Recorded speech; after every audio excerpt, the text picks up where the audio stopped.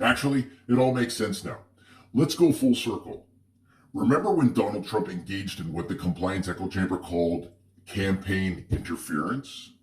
When he publicly told liberal supporters that he would actually prefer a liberal administration in government?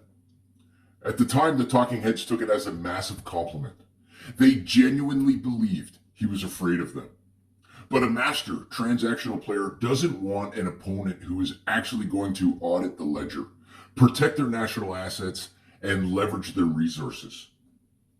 You want a management tier that cares infinitely more about the illusion of good intentions than the cold, hard math.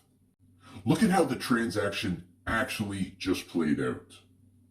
The Gordie Howe International Bridge is set to open on July 27th. Over the last decade, Canadian workers and taxpayers spent $6.4 billion and shouldered 100% of the domestic financial risk to build that bridge. Our original 2012 deal was airtight. Canada would keep 100% of the toll revenue until the multi-billion-dollar investment was fully repaid with interest. But by threatening to delay the opening, the administration south of the border stepped in.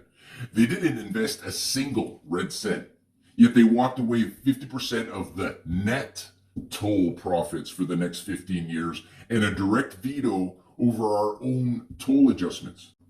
Meanwhile, he lets the trade deal stall, leaving the borders fractured while he extracts billion-dollar concessions.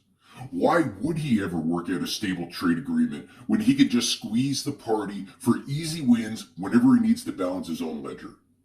And how are we told to process this transaction?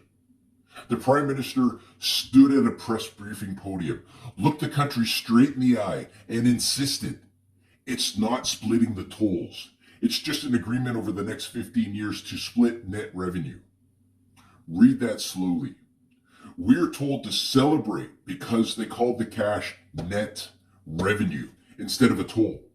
The president eats our lunch, uses our money to buy the table, and the party supporters thank him for letting us sit in the room. It is the masterclass of political theater. Who is really the greatest showman on earth?